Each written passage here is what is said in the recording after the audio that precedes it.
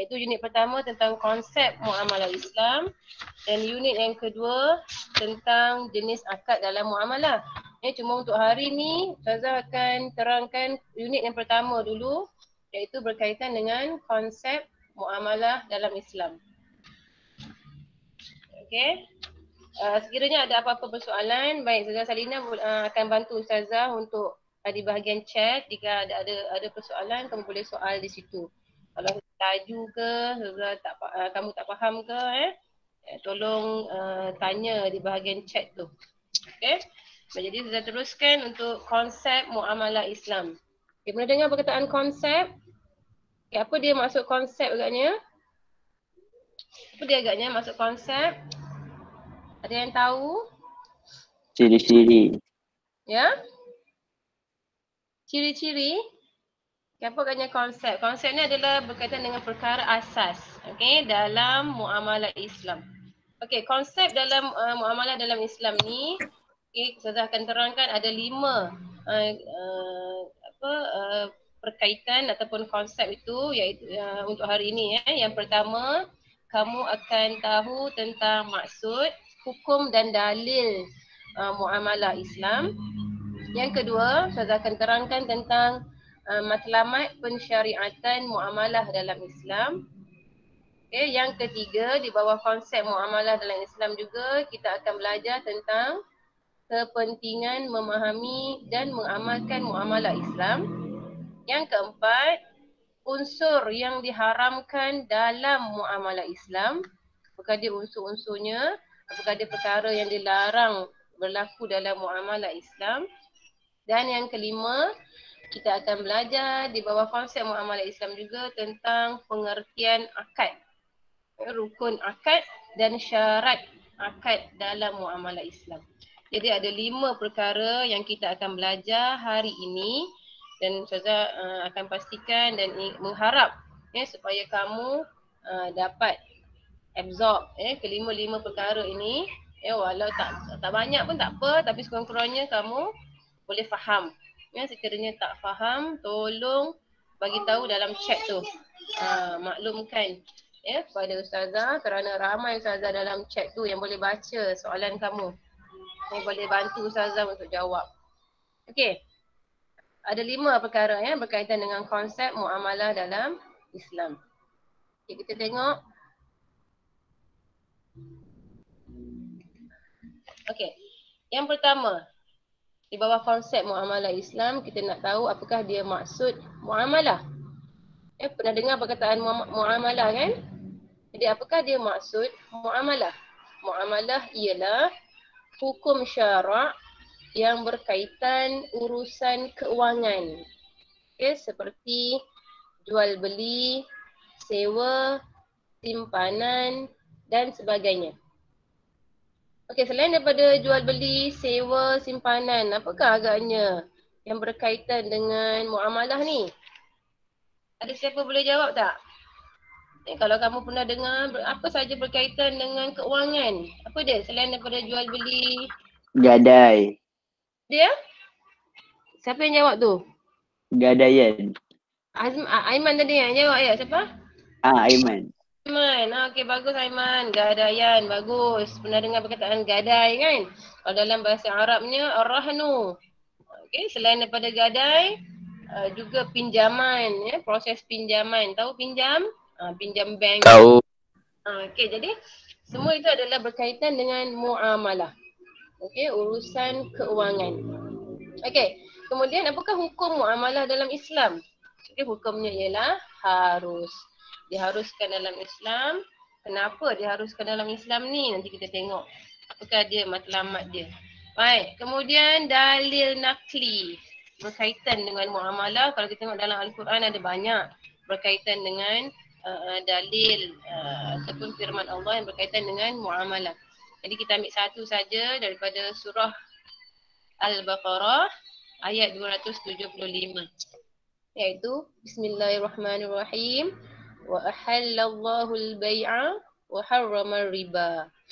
Yang bermaksud padahal Allah telah menghalalkan berjual beli dan mengharamkan riba.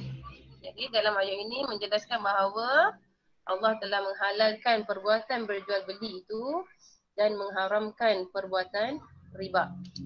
Jadi ini antara dalil yang berkaitan dengan muamalah dalam Islam.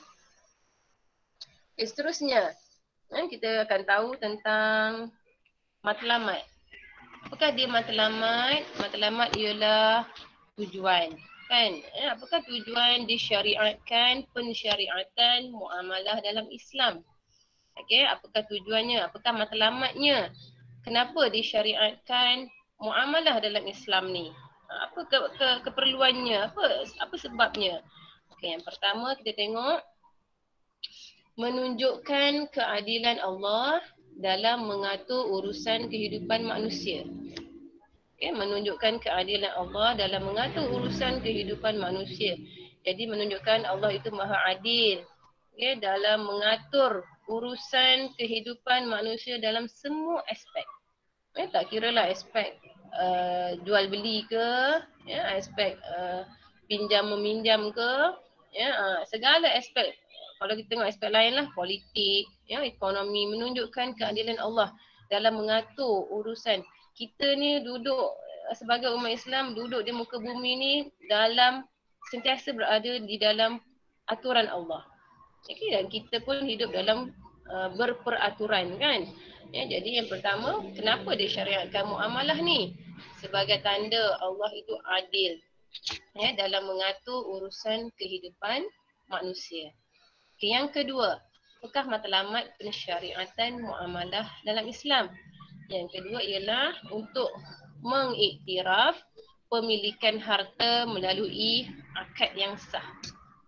Okay, mengiktiraf pemilikan harta melalui akad yang sah. Pemilikan harta tu melalui jual beli tadilah. Bila kita jual beli, kita dapatlah barang tu, harta lah tu. Bila kita sewa, dapatlah harta tu. Bila kita menyimpan adalah hartanya. Bila kita gadai pun adalah barang ataupun hartanya. Jadi, mengiktiraf pemilikan barang-barang ataupun harta tersebut melalui akad yang sah. Apakah dia akad? Ada siapa tahu akad itu apa? Pernah dengar perkataan akad? Pernah dengar tak? Pernah. Apa kamu dengar? Tapi tak tahu maksud. Tak tahu maksud. Tapi pernah dengar kan? Yang kahwin tu. Kahwin tu, akad tu. Kan? Pernah dengar lah akad nikah. Benar. Sah, tak sah? Sah. Benar. Okey. Sah. Nanti kita tengok nanti di akhir nanti kita akan belajar tentang akad ni. Di bawah tajuk konsep juga. Dan Ustaz akan terangkan apakah dia akad. Jadi untuk yang ini kita tengok dulu matlamat pensyariatannya. Mengiktiraf pemilikan harta melalui akad yang sah. Dalam urusan muamalah. Yang ketiga, matlamat pensyariatan adalah menjaga kepentingan. Ini penting, menjaga kepentingan penjual dan pembeli serta penyewa dan pemilik. Menjaga kepentingan ni maknanya apa? Apa dia? Aman, menjaga kepentingan penjual pembeli, mengelakkan apa? Penjual atau pembeli ditipu, penyewa ataupun pemilik ditipu. Jadi menjaga kepentingan tu kan. Skema tu. Ya, nak ngelak perkara-perkara yang tak diingini tu. Jadi Islam dah tetapkan dah. Ada sistemnya yang perlu kita ikut dalam muamalah Islam ni. Jadi untuk menjaga kepentingan. Dan yang keempat, apakah dia matlamat pensyariatan muamalah dalam Islam? Adalah untuk mendapat keredaan Allah kerana melakukan suruhannya dan meninggalkan larangannya dalam urusan harian. Jadi murid-murid sekalian, apa jua yang kita lakukan di atas muka bumi ni, tujuan utamanya adalah untuk mendapat keredaan Allah. Nak berniaga ke, nak sewa menyewa ke, nak naik barang ke, nak pinjam duit ke, tujuan utamanya adalah untuk mendapat keredaan Allah. Macam mana cara nak dapat keredaan Allah tu? Apa yang Allah suruh. Kena ikut apa yang Allah suruh. Ikut apa yang Allah suruh. Yes, kena ikut apa yang Allah suruh dan tinggalkan apa yang larangan. yang Allah. Okey, jadi kita tengok nanti apa yang Allah larang dalam muamalah ni. Nanti kita tengok kemudian, kita akan terang juga kejap lagi. Zul laju sangat ke? Zul memang kena cakap, kalau Zul nervous, Zul laju tau. Rami. Tak laju pun. Biasa eh? Tak. Tak speed, tak speed. Biasa je eh. Teman-teman sambil ni ada gangguan kanak-kanak kecil ni. So, Zul agak sikit. Iman. Jadi tolong apa-apa tak faham tolong Otak kau. Okey. Kemudian yang ketiga pula berkaitan dengan apa? Di bawah konsep muamalah pula. Zee, tayang muka sekejap lagi. Apa dia? Apa tu? Ada soalan ke? Kenapa? Saya tak boleh nampak Tak. chat tu. Okey, kalau ada bagi tahu. Ya. Okey. Baik, yang ketiga, kepentingan memahami dan mengamalkan muamalah Islam. Apa kepentingannya?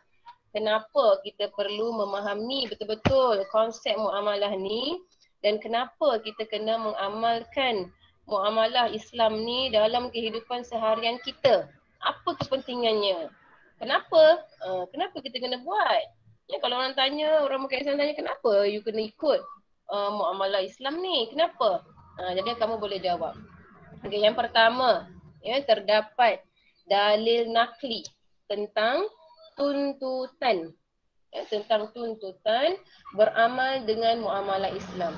Iaitu di dalam surah An-Nisa ayat 29. Okay, Ustazah minta maaf lah, Ustazah tak tulis ayatnya. Tapi Ustazah boleh bacakan maksud dia. Iaitu, wahai orang yang beriman, janganlah kamu makan ataupun menggunakan harta-harta kamu sesama kamu dengan jalan yang salah. Sama ada tipu, judi dan sebagainya, kecuali perniagaan yang dilakukan secara suka sama suka di antara kamu. Okay, dan janganlah kamu berbunuh-bunuhan sesama sendiri. Sesungguhnya Allah sentiasa mengasihani kamu. Okay, ini daripada surah An-Nisa ayat 29. Okey. Kemudian yang kedua, dalil berkaitan dengan tuntutan. Kemudian yang kedua berkaitan dengan kepentingan memahami dan mengamalkan muamalah dalam Islam. Terdapat kenapa kita perlu memahami dan mengamalkan muamalah secara Islam ni? Kerana terdapat dalil nakli berkaitan tadi tuntutan kan? Ini berkaitan dengan ancaman. Okey, bagi siapa yang tidak beramal dengan muamalah Islam, jadi Allah ancam ni. Apa maksud ancam Apa yang kamu faham tentang ancam?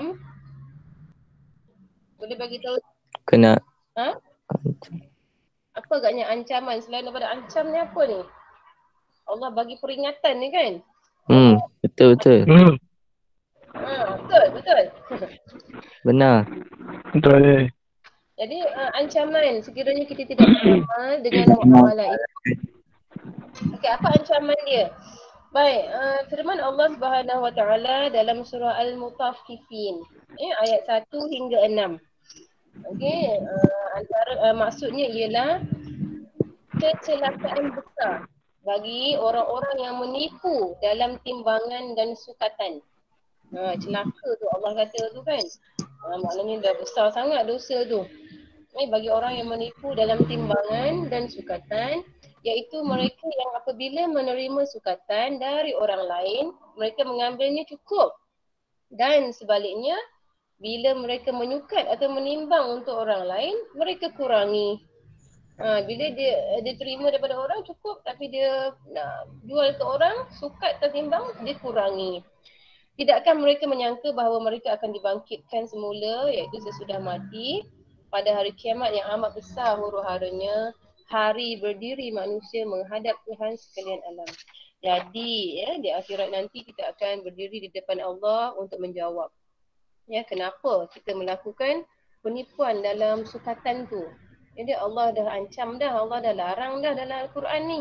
Dalam surah Al-Mutaffifin ayat 1 hingga 6 ni, Allah kata celaka bagi orang yang menipu dalam timbangan dan sukatan. Okey, jadi kita ni kalau berniaga, biarlah secara jujur. Okey, janganlah ada penipuan yang menyebabkan Allah benci pada kita. Allah ancam, Allah tak suka. Jadi kerana kita akan jawab di akhirat nanti. Yang biasanya kalau berniaga ni memang yang banyak berlaku dalam sukatan atau timbangan, kan? Macam mana nak tu timbang tu, macam mana nak nipu? Dia kurangkan meter. Meter dia, tu jarum tu kan? Ha. Kurangkan pula. Tapi so bila letak je rambutan tu dah cukup dah sekilo kita tengok kan? Belum cukup lagi. Sebab kita dah kurangkan.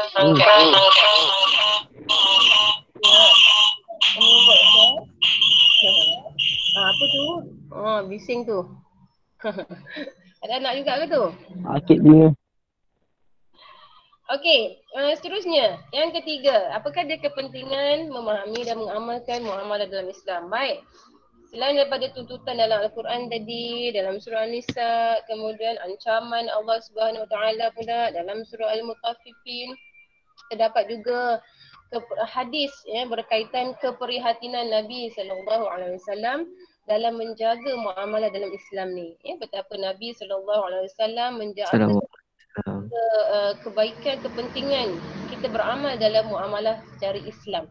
Daripada Abu Hurairah radhiyallahu anhu meriwayatkan bahawa Rasulullah sallallahu alaihi wasallam bersabda bahawa Rasulullah lalu berdekatan selonggok makanan. Lalu baginda memasukkan tangannya ke dalam longgokan itu. Tiba-tiba jarinya terkena sesuatu yang basah. Baginda bertanya, apakah semuanya ini?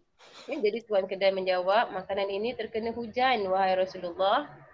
Jadi baginda bersabda, mengapa tidak kamu letakkan di atas supaya orang ramai dapat melihatnya?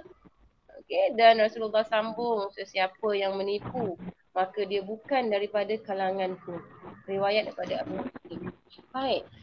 Betapa buruknya kan, betapa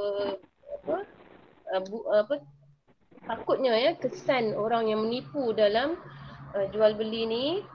Selain daripada Allah tak suka, Allah ancam, Nabi pun tak mengaku umatnya. Nabi tak mengaku umat. Maka dia bukan daripada kalanganku. Dia takut dekat kita, di akhirat nanti Nabi kata, kamu bukan umatku. Kenapa? Nabi kata, saya umat kamu ya Rasulullah. Kenapa saya bukan umat kamu? Sebab kamu menipu dalam berniaga. Nak ke kita jadi orang begitu? Nak. Patut. Kalau apa ni agaknya longgok-longgok ni? Yang biasa boleh orang menipu ni. Agaknya jual apa Aiman? Tiket bas. Lian. Kau boleh longgok-longgok ke? Lian. Buah. Buah lah, jual buah.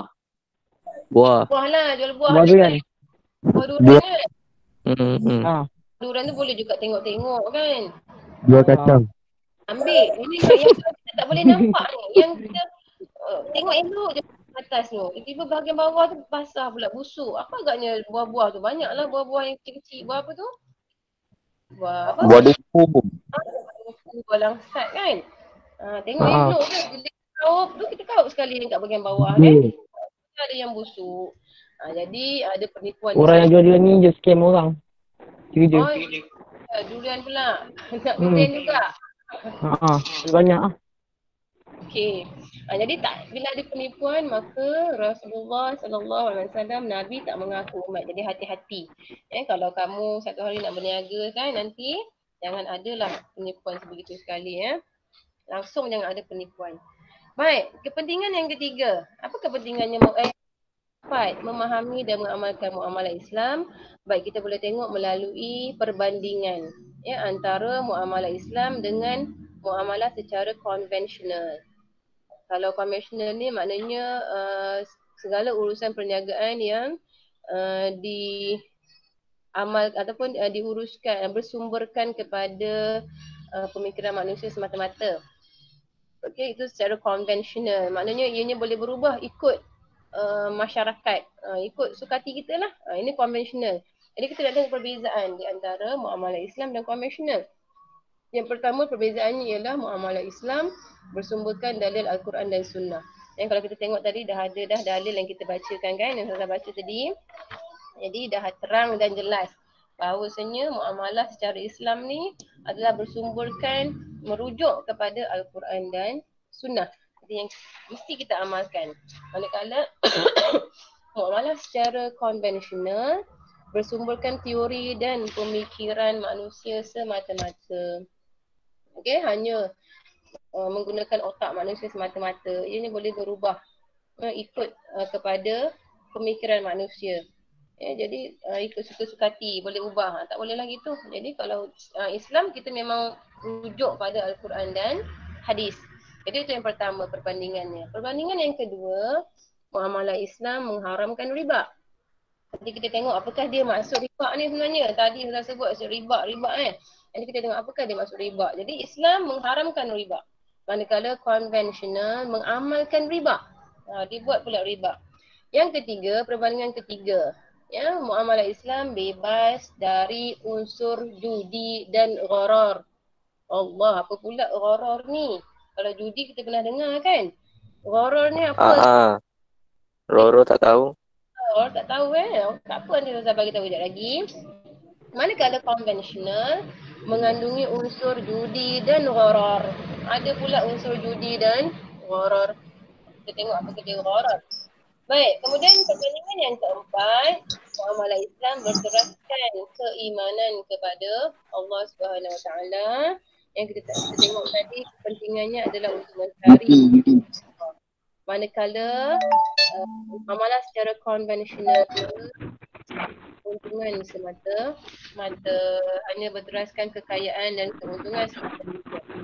Jadi itulah berkaitan dengan ada 4 kepentingan memahami dan mengamalkan muamalah secara Islam. Okay, boleh ingat setakat itu? Boleh ingat tak? Okey, apa kepentingan tadi adalah tentang tuntutan beramal dengan muamalah, kan? Yang kedua, apa kepentingannya tadi? Terdapat apa tadi? Yang pertama tuntutan, yang kedua apa? Ingat lagi tak, Aiman? Ancaman, kan? Ya. Allah tentang sesiapa yang menipu tadi, kan? Yang ketiga, terdapat contoh Keprihatinan para sahabat Nabi. keprihatinan sahabat Nabi dan sahabat dalam menjaga muamalah dalam Islam ni. Yang keempat, terdapat perbandingan antara muamalah Islam dengan konvensional. Jadi kita ikut yang muamalah Islam, kita tinggalkan yang konvensional. Okey. Boleh saya sambung lagi ya? Baik, kemudian kita pergi kepada yang seterusnya. Okey, yang keempat di bawah tajuk konsep muamalah ini adalah berkaitan dengan unsur yang diharamkan dalam muamalah Islam. Jadi apakah dia unsur? Apakah dia perkara-perkara yang diharamkan dalam muamalah? Kalau kita bermuamalah, berniaga, berurusan keuangan, berurusan jual beli, berurusan sewa, mesti mengelakkan daripada keempat-empat unsur ni. Jangan ada keempat-empat unsur ni. Apakah dia 4 unsurnya? Jadi kita tengok yang pertama, riba. Bukan riba ya. Ni riba. Sebab tu ada tunjuk koma atas tu. Apakah dia riba? Okey, riba ialah pertambahan bayaran dalam urusan jual beli, iaitu kita sebut sebagai riba al-buyu'. Namanya riba al-buyu'. Riba dalam urusan muamalah ni ada 2. Pertama dalam urusan jual beli, iaitu riba al-buyu' dan riba dalam urusan hutang, iaitu disebut sebagai riba ad-duyun. Take note ni. Mana tahu keluar dalam periksa, keluar dalam, sebab dia ada dalam buku teks tapi mungkin kamu tak nampak sebab dia bahagian kecil-kecil tu. Dekat bahagian tepi-tepi tu, info yang tepi-tepi warna biru tu, spektrum info.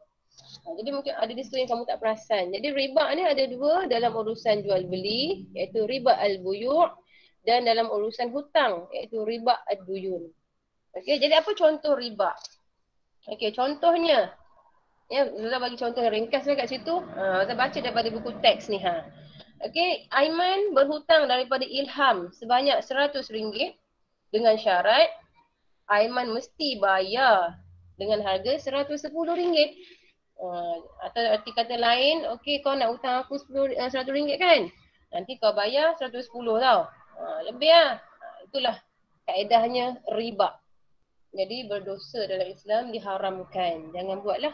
Yang kalau kita hutang 100, bayar hutang ni boleh, tak ada masalah. Diharuskan juga dalam Islam kan. Hutang tak ada masalah sebab kita nak bantu orang lain. Tapi tidaklah sehingga kita minta dia bayar lebih pula. Bila di situ adanya apa?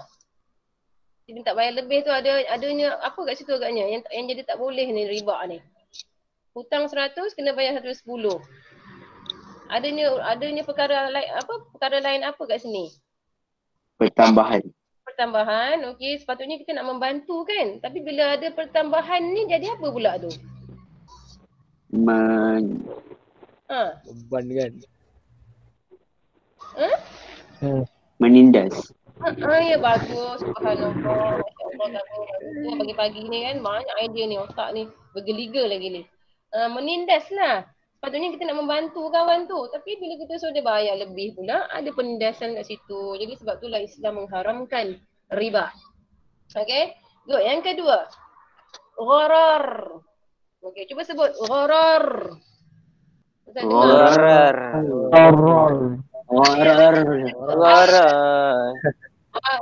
Macam-macam bunyi ya. Jadi gharar. Apakah dia gharar?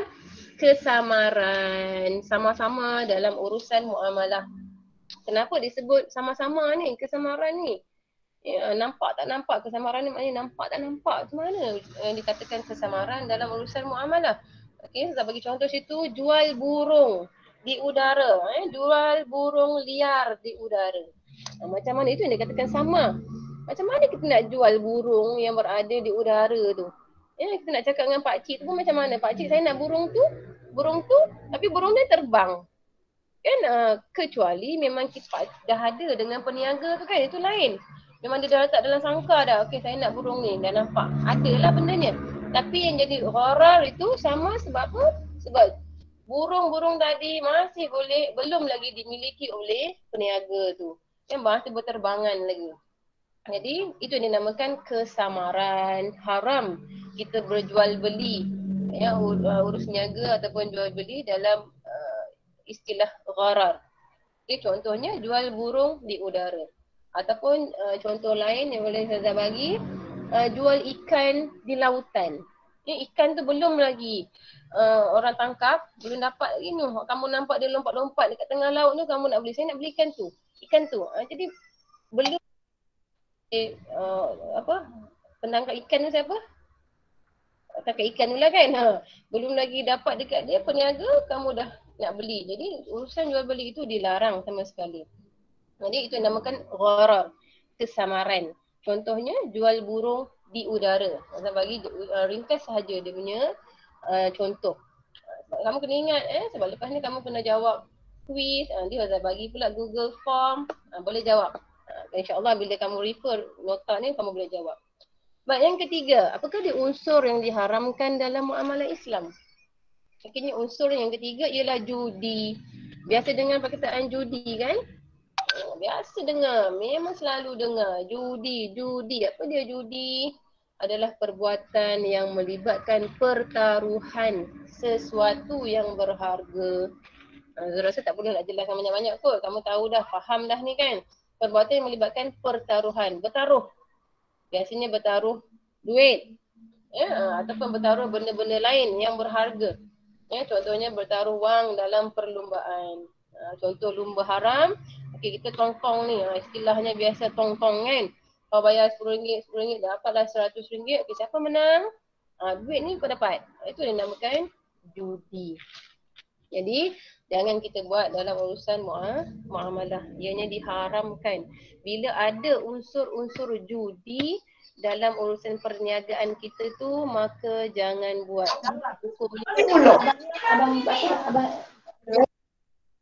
Okey. Baik. Yang keempat, okey, unsur yang diharamkan dalam muamalah Islam ialah darar pula. Banyak betul perkataan R hari ni. Yang tak boleh sebut R tu Allah stres ni saja. Darar kan. Harap boleh sebutlah. Lidah tu lembut. Darar. Cuba sebut darar pula. Darar pula. Darar pula ya. Ikut Ustazah. Darar. Doror. Kalau dalam Jawinya dot, ro, alif, dot, ro, ro. Dia punya ejaan dia. Ini darar. Apakah dia darar? Setiap perkara yang membawa kerosakan. Setiap perkara yang membawa kerosakan itu adalah darar. Jadi contoh dalam urusan jual beli ni, dalam urusan muamalah ni adalah transaksi barang terlarang seperti jual senjata kepada kanak-kanak. Kalau jual senjata tu bagi biasa. Kalau orang yang ada lesen dia boleh beli senjata kan. Kalau kat Malaysia sama tak pasti, tapi kalau kat negara-negara luar, Thailand tu boleh belilah, ada lesen kan. Tapi dia jual pula kepada kanak-kanak. Jadi perkara itu boleh membawa kerosakan dan disebut sebagai darar. Sekiranya jual beli itu boleh membawa kepada kerosakan dan itu adalah darar, maka ianya diharamkan dalam muamalah Islam. Jadi jangan buat. Jangan buat. Maka ada 4 perkara yang diharamkan dalam muamalah Islam. Kenapa sayang? Mia? Hanya mau mak. Ya Allah, Siti Rospadilla. Okey. Mia. Okey, jadi ada 4 perkara yang diharamkan dalam muamalah. Yang pertama riba, yang kedua gharar, yang ketiga judi dan yang keempat darar. Boleh ingat ya 4-4 ni? Jadi kalau ada dalam muamalah itu yang kita nak berurus niaga tu, maka jangan buat. Ya, jangan ikut. Okey. Dan kita akan masuk berkaitan dengan di bawah konsep muamalah objektif yang kelima, yang terakhir. Adik dia. Tu adik tu. Okey, ramai juga adik ya, anak. Semua adik-adik semua ya. Tak apa, asalkan boleh masuk. Okey, jadi yang pertama berkaitan dengan akad. Segala bentuk muamalah dalam Islam maupun segala bentuk ibadat sebenarnya dalam Islam ni ada sistem akad. Yang contohnya ibadat pernikahan, munakahat, dia ada akad. Sebab tu kamu biasa dengar akad nikah kan. Ya, tapi akad bukan hanya ada dalam nikah, kahwin, ya, tetapi dia juga ada dalam urusan muamalah. Biasa dengar kan, saya beli cik ya, saya jual. Itulah namanya akad. Okey, dalam muamalah, dalam jual beli. Jadi kita tengok pengertian akad dari segi bahasa, iaitu ikatan atau simpulan.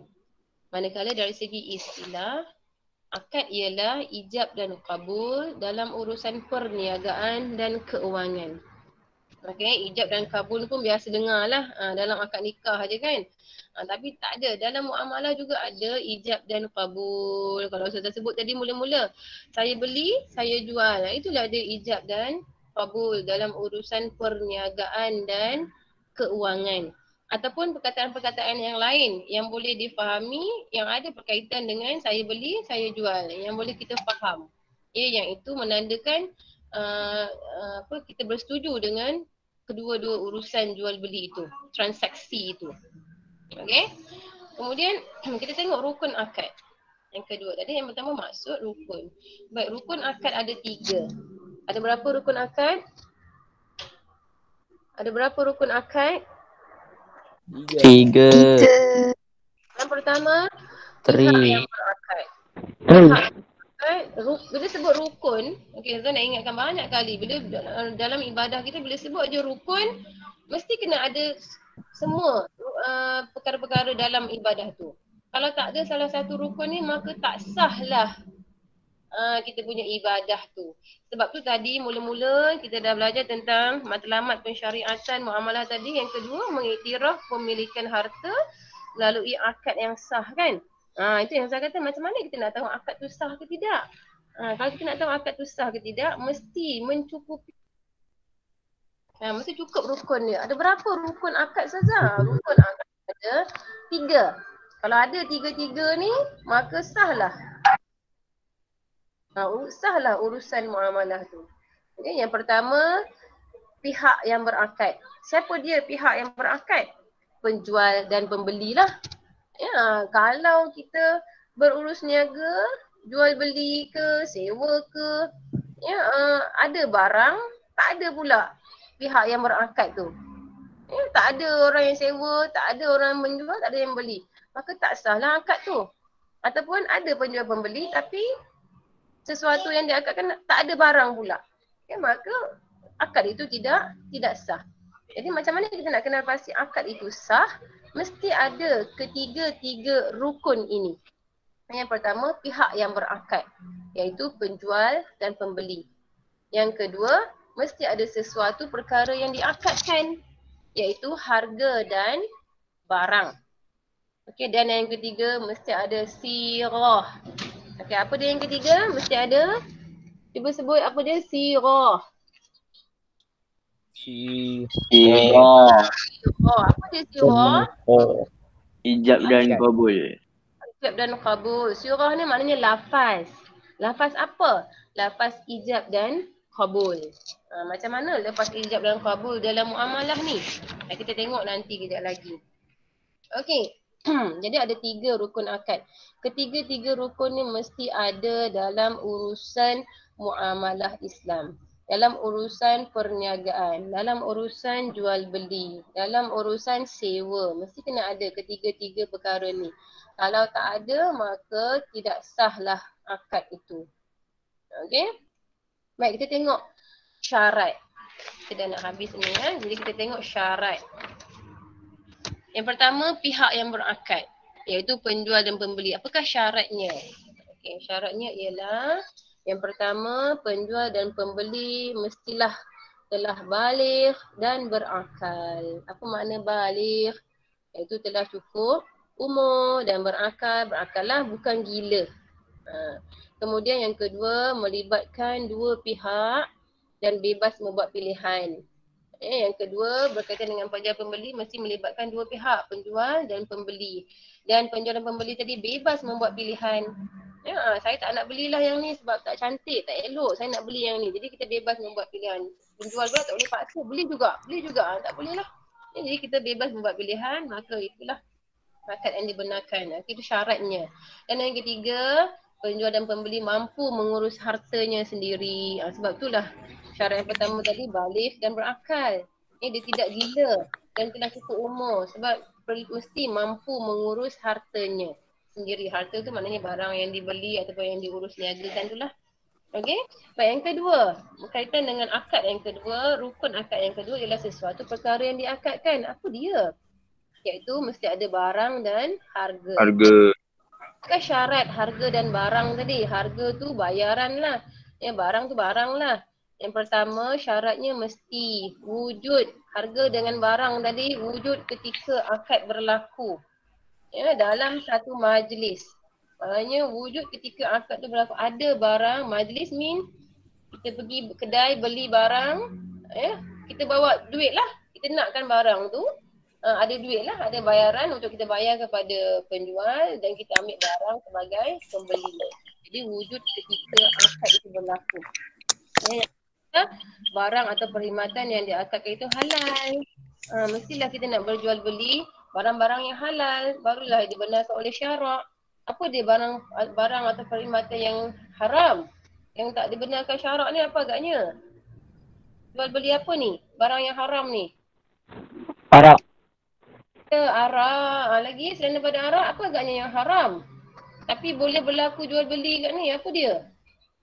Bukan Zina. tidak halal. Zina bukan. Barang. Dadah. Rokok. Rokok haram ya? Ganja. Dadah. Vape. Kan? Arak. Lollipop. Dadah, arak. Itu antara barang ataupun perkhidmatan. Ataupun jual manusia pun haram ke halal? Berlaku kan? Haram. Perkhidmatan. Apa? Transaksi. Haram. Bukan dah. Jual diri haram, jual diri. Jual diri ya? Jual alip. Jual alip bahar. Okey, jadi barang atau perkhidmatan yang diakadkan mestilah barang yang halal, perkhidmatan yang halal. Okey, dan yang ketiga, apakah dia syarat harga dan barang dapat diserah ketika akad? Adalah barangnya. Ada nak beli apa? Saya nak beli biskut. Adalah barangnya. Pun bayar. Jadi dapat diserah ketika akad. Tak boleh lah. Nak beli biskut bayar dulu. Besok saya bagi. Tak boleh. Jadi dapat diserah ketika akad. Sebab itulah harga dengan barang mesti wujud ketika akad itu berlaku. Okey, dan yang ketiga berkaitan dengan rukun akad tadi adalah sirah, iaitu lafaz. Lafaz ni apa? Ijab dan kabul.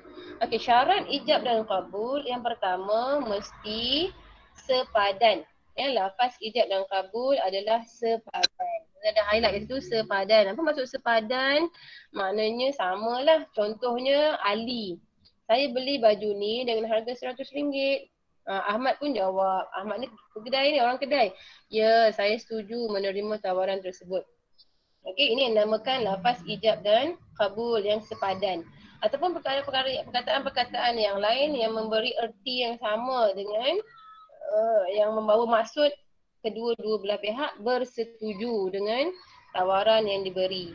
Kalau kata beli apa-apalah, saya beli baju ni. Kalau tak sebut pun harga, tapi penjual pun saya jual pun dah memadai lafaz ijab dan kabul yang sepadan. Yang diterima dalam hukum syarak. Itu syarat yang pertama. Syarat yang kedua, lafaz ijab dan kabul tidak diikat dengan syarat tertentu. Apa maksud syarat tu? Contohnya Abdullah.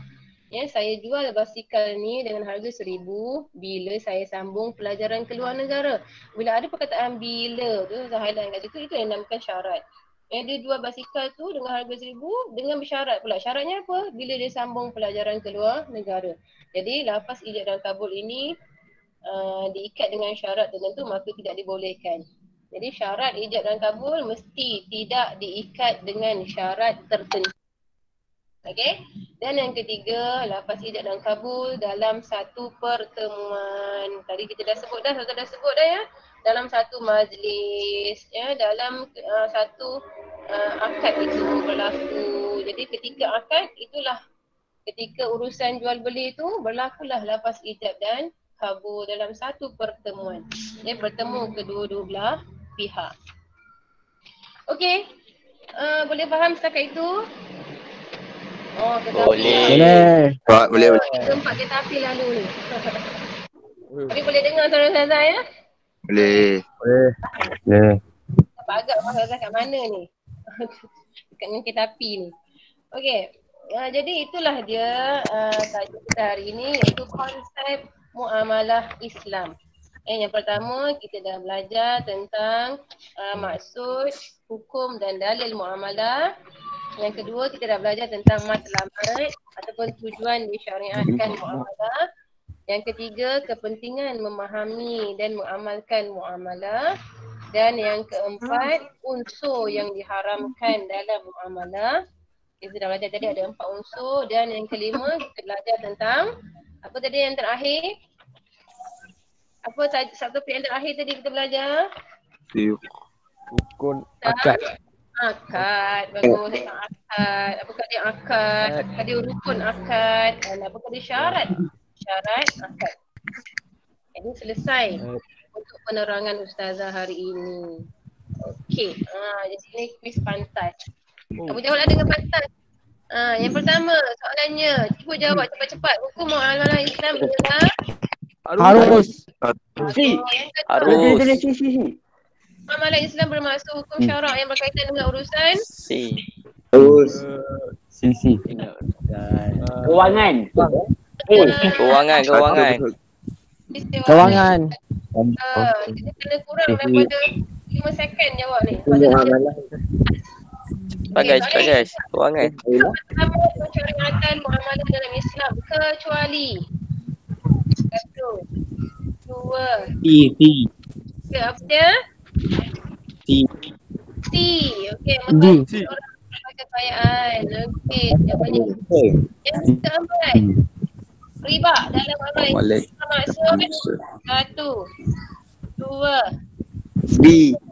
Apa? B. Jual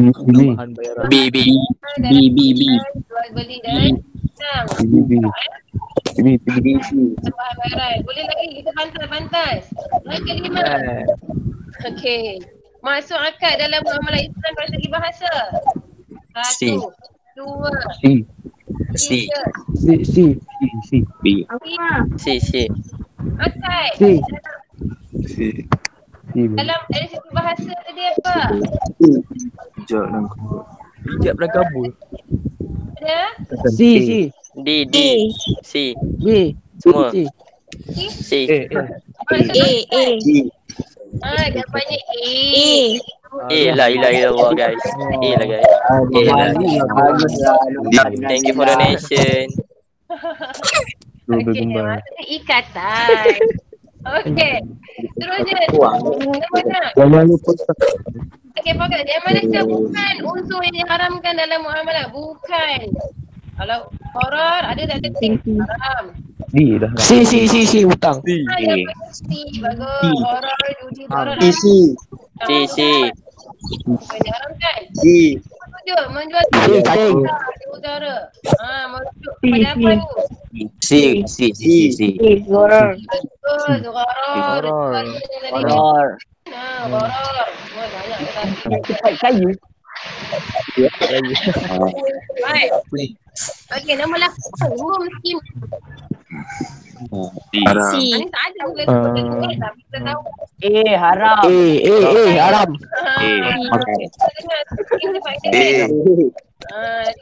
Amirul. Okey, nanti cuba kamu jawab dalam form. Apa hukum miskin cepat saja? Abang. Tak tahu. Okey, cari ada jawapan dalam buku teks sebenarnya. Saja sudah sekarang. Ini mungkin Haram. Okey, dan nombor Haram. 3. Apa baca aku? Antara syarat penjual dan pembeli adalah syarat penjual dan pembeli. Ada syarat kita baca dalam B. Ada barang.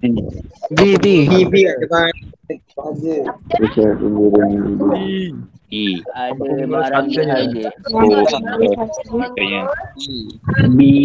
mampu mengurus Ya. harga C. Jo. kan dia kena pilihan kan, jadi jawapannya ialah D. C.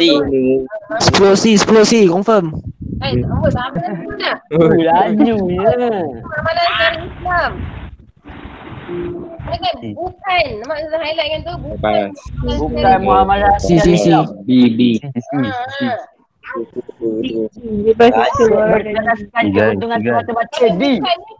C. D. Jawapannya D. Bagus. D. La ilaha illallah.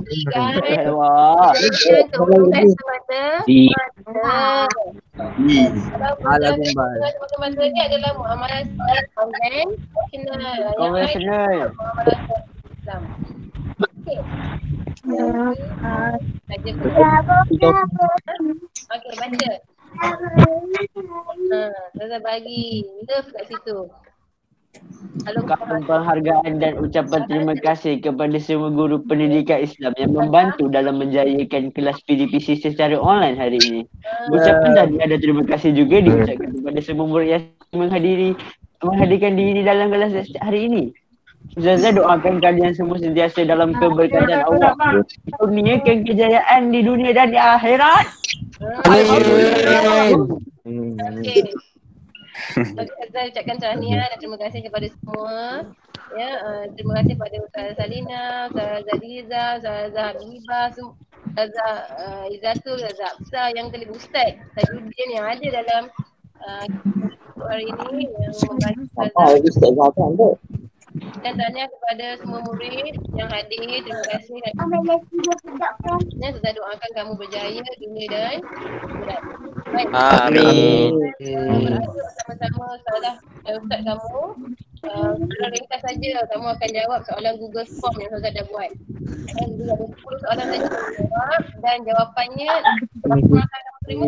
Apa benda Dan kamu dah respon kepada soalan itu. Okey, terima kasih. Assalamualaikum warahmatullahi wabarakatuh. Wabarakatuh. Waalaikumsalam warahmatullahi wabarakatuh.